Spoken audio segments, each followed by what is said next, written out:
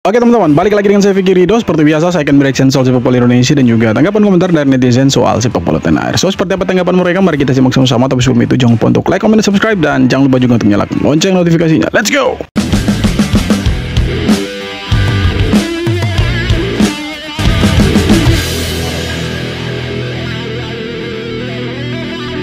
Pratama Arhan telah menjadi pemain yang berpengaruh dan diandalkan di klub barunya, True Bangkok United.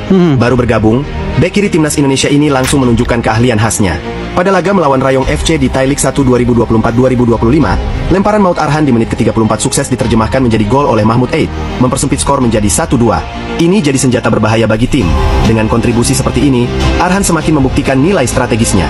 Bukan sekadar bek, ia adalah penggerak serangan yang siap membawa Bangkok United meraih kemenangan-kemenangan berikutnya. Pratama Arhan. Nah inilah yang kita harapkan sebagai supporter. Kita harap pemain-pemain timnas yang abroad, mereka bisa punya kontribusi yang banyak di klub mereka. Mereka bisa dapat menit bermain yang cukup. Karena ya kita tahu Patrick Kluivert bilang kalau mereka tidak punya menit bermain yang cukup di klub, maka kemungkinan besar mereka tidak akan dipanggil. Nah, kalau kita lihat Pratama Arhan, seringkali dia menjadi pembeda di timnas. Apalagi di saat-saat ketika kita tertinggal dan membutuhkan gol, skill dia lemparan jauh ke dalam, ya, itu bisa menciptakan satu kemelut di depan gawang dan bisa saja menjadikan itu sebagai satu gol untuk timnas Indonesia. Jadi untuk Arhan saya pikir ya syukurlah dia bisa dapat kesempatan yang cukup baik di klub barunya dia di Liga Thailand. Ya ini sepertinya dia lebih banyak dapat bermain di Liga Thailand ketimbang ketika dia bermain di Tokyo Verdy dan di klub Korea itu teman-teman. Nah, ini menurut saya bagus sekali. Nah semoga semua pemain-pemain timnas kita yang abroad yang bermain di luar, semua mereka dapat kesempatan yang sama dengan Arhan lah. Menit bermain mereka lebih bagus lah, supaya ketika kembali ke timnas performa mereka tidak menurun. Itu kan harapannya kita teman-teman. Marten Paes ditanya oleh media-media AS bagaimana rasanya main bersama timnas Indonesia di kandang sendiri. Sang kiper menjawab, "Gila, kalian harus datang." Saat sesi Media Day, media-media Amerika Serikat bertanya kepada Marten Paes soal pengalamannya membela timnas Indonesia, khususnya ketika Paes bermain di kandang sendiri. Paes langsung merespon dengan mengundang media-media tersebut untuk datang langsung ke stadion dan merasakan atmosfernya, seperti dilansir dari situs resmi FC Dallas. "Itu gila, passion para fans begitu terasa. Saya bermain di hadapan 85.000 orang, selalu penuh, ada 2 ultras, benar-benar luar biasa," ungkap Marten Paes. Marten Paes mengaku akan bekerja keras demi membawa timnas Indonesia lolos ke Piala Dunia 2026. Itu pun dilakukannya demi para supporter Indonesia. Semenjak timnas diisi beberapa pemain keturunan, ya kolaborasi dengan pemain-pemain lokal di eranya STY dan bahkan sampai sekarang, sepak bola Indonesia ini jadi salah satu perhatian khusus media-media luar teman-teman. Ya, kita tahu seperti Fabrizio Romano ketika dia mengumumkan soal Patrick Kluivert, itu dia terkesan dengan supporter Indonesia, terkesan dengan gilanya supporter Indonesia di media sosial. Nah ini yang saya pikir salah satu magic tersendiri untuk timnas Indonesia, di mana supporternya itu ketika mendukung timnas itu gila-gilaan, sangat-sangat antusias ketika mendukung timnas. Tidak hanya di stadion teman-teman, tetapi di media sosial pun itu fanatisme netizen Indonesia khususnya supporter itu gila-gilaan. Media-media luar bahkan menjadikan timnas Indonesia supporternya sebagai konten mereka teman-teman. Bayangkan gilanya itu teman-teman, saking fanatisnya kita sebagai supporter Indonesia itu. Ula Romeni resmi jadi WNI usai melakukan sumpah di London. Kabar gembira untuk sepak bola Indonesia. Ula Romeni, penyerang Oxford United, resmi menjadi warga negara Indonesia setelah mengucap sumpah naturalisasi di London. Proses ini menandai babak baru dalam karirnya, sekaligus menjadi angin segar bagi timnas Indonesia. Ketua PSSI, Erick Thohir, menyambut hangat keputusan Romeni. Ia berharap kehadiran sang striker akan meningkatkan daya tembak timnas di bawah pelatih legendaris, Patrick Kluivert. Momentum ini pun datang tepat saat Indonesia bersiap menghadapi laga krusial kualifikasi Piala Dunia 2026 melawan Australia dan Bahrain pada Maret mendatang. Nah ini salah satu senjata juga kita nanti ketika lawan Australia, lawan Bahrain teman-teman, dimana kemarin oleh Romeni sudah resmi menjadi warga negara Indonesia dan tentunya sudah dapat KTP juga. Ini keren teman-teman, karena kita tahu selama ini ketumpulan lini depan kita sangat terbukti nyata sekali, dan kita mungkin hanya mengharapkan Rafael Struijk. Nah kalau kita lihat Rafael Struijk di Brisbane Roar pun kurang mendapatkan menit bermain semenjak pulang dari Mortal Kombat FC. Mortal Kombat turnamen. Kalian tahu lah ya, itu turnamen apa di Asia Tenggara. Nah, dia kurang dapat menit bermain sekarang di Brisbane Roar. Nah, dengan bergabungnya oleh Romeni, saya pikir ini akan menjadi saingan terbarunya Rafael Struijk. Nah, bisa saja dia dipilih menjadi starter nanti ketika melawan Bahrain ataupun Australia nanti. Karena kita sangat membutuhkan poin untuk lolos ke Piala Dunia. Lolos langsung ke Piala Dunia tahun depan. Nah, ini oleh Romeni salah satu striker yang kita tunggu-tunggu nih teman-teman. Kehadirannya dia di timnas, permainannya dia di lapangan, ini yang paling ditunggu-tunggu sama supporter Indonesia.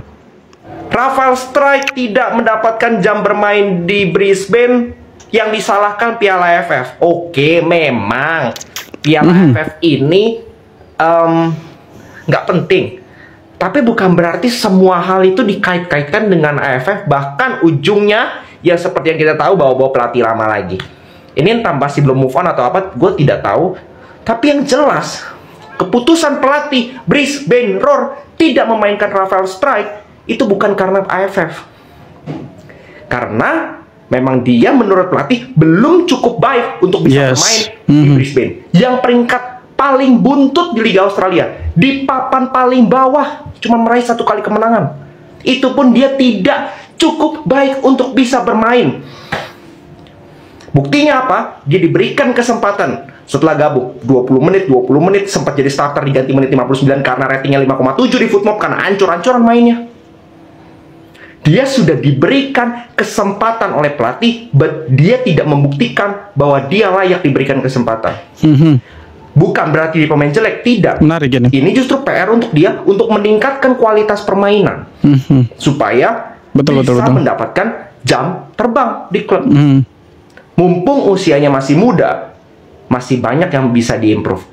Contoh lain, Ivar Jenner main terus di Utrecht, Jong setelah AFF nggak ngaruh, ya.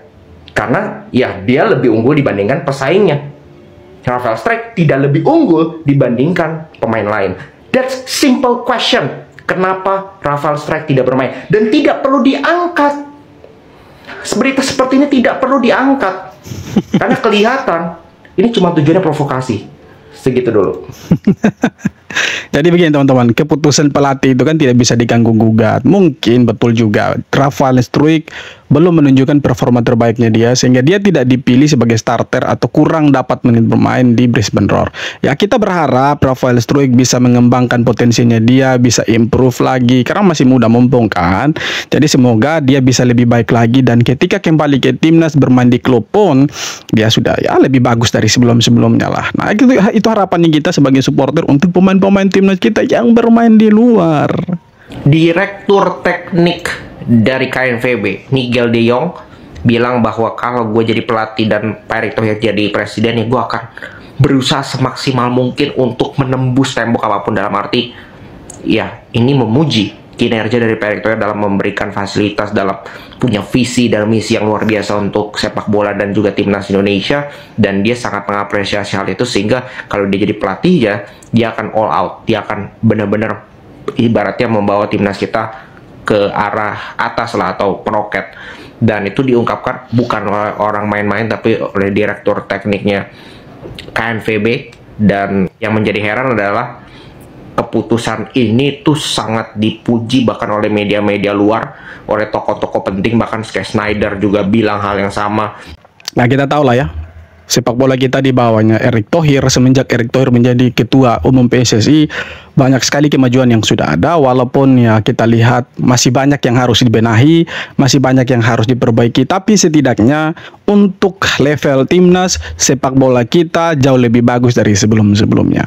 Itu kita harus akui, dan ya ini diakui bukan hanya supporter saja yang mengakui beliau sebagai salah satu ketua PSSI yang mungkin paling sukses lah, tersukses lah untuk saat ini.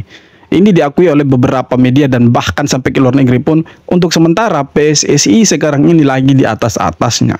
Nah, inilah yang saya bilang bahwa sepak bola kita di bawahnya Erick Thohir, semenjak dia menjadi ketua umum PSSI, sepak bola kita luar biasa, khususnya di level timnas.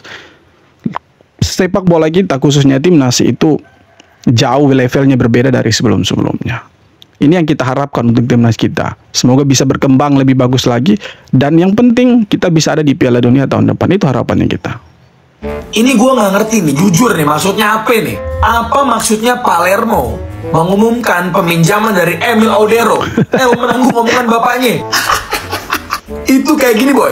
Kalian bisa cek di sosial medianya Palermo yang fotonya Emil kayak gini. BTW sorry nih, terlambat nih, sorry nih.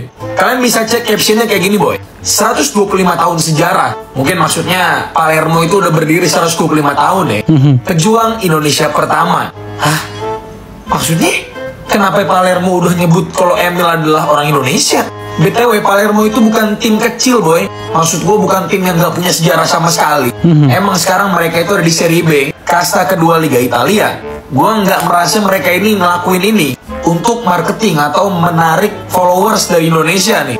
Apakah ini akan menjadi sebuah clue atau sebuah sebuah pertanda nih? Kalau misalnya si El menanggung omongan bapak ini, akan segera resmi menjadi warga negara Indonesia. Gue jujur ya, boy, udah mulai lelah gue nih rumornya Emil nih. Dari gue SMA sampai sekarang masih ya jadi orang Italia. Dia nunggu siapa sih? Donnarumma, Vicario, Meret. Mau geser siapa, Mil? Buset dah, orang udah drop juga karirnya. Udah lah, langsung aja, udah nunggu apa lagi? Martin Paes itu butuh kompetitor biar nggak selalu merasa aman di posisinya. Dan Emil adalah orang yang tepat untuk bisa menjadi kompetitor dari Martin Paes. Urusan siapa yang starting, urusan Patrick Kluivert, ya nggak? BTW ternyata gue baru tahu nih kalau Sirigu itu adalah kiper utamanya Palermo. Apakah Emil akan menjadi kiper utama di Palermo? Kita nggak tahu. Kemungkinan besar sih iya ya. Masa sih kalah saing juga sama Sirigu, kan kocak, boy. Per gue bikin video ini belum ada announcement dari PSSI terkait dengan Emil. Kita tunggu aja, boy. Gua salah satu orang yang sangat mendukung Emil untuk menjadi WNI. Urusan omongan bapaknya itu urusan bapaknya, ya. Betul.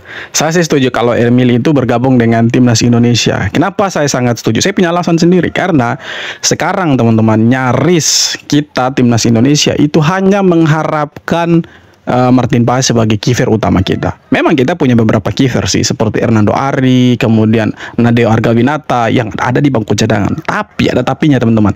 Selama ini yang dipakai sebagai starter dan dimasukkan oleh Sintayong itu cuma Martin Paes ya. Katakanlah misalkan Martin Paes itu cedera dan dia tidak bisa bela timnas. Nah, di posisi sekarang ini, kita itu sangat membutuhkan pemain-pemain yang punya jam terbang tinggi dan kualitas di atas rata-rata. Nah, pertanyaannya, apakah kita tidak membutuhkan Emil Audero? Sejujurnya, kita sangat membutuhkan Emil Audero sebagai pelapis dari Martin Paes. Nah, urusan starter, ya seperti yang si abang ini bilang, itu urusannya pelatih. Karena pasti mereka akan berjuang mati-matian untuk menjadi pilihannya pelatih. Nah, kalau misalkan Emil Audero bergabung dengan timnas Indonesia dan dia menjadi kiper kita, itu saya pikir luar biasa sekali karena kita punya dua kiper kelas Eropa, kelas dunia yang bermain di depan mister kita. Nah, itu yang kita harapkan ke timnas kita supaya pemain-pemainnya itu kedalaman skuadnya itu sama antara yang ada di bangku cadangan dengan yang di lapangan sebagai starting. Nah, itu yang kita harapkan, teman-teman. Ya, semoga lah Emil Audero bisa dinaturalisasi oleh Indonesia dan kita bisa lihat dia debut dengan timnas. Ini layak ditunggu, teman-teman, karena dia juga punya darah keturunan Indonesia dari bapaknya itu. Oke, teman-teman, jadi itu dia beberapa video tanggapan komentar dari netizen soal sepak bola kita, yang mana untuk timnas ya saya pikir ada kemajuan yang luar biasa. Dan ya tanggal 13 Februari nanti timnas U20 akan bermain melawan Iran di laga pembuka Piala Asia U20 nanti di grup C.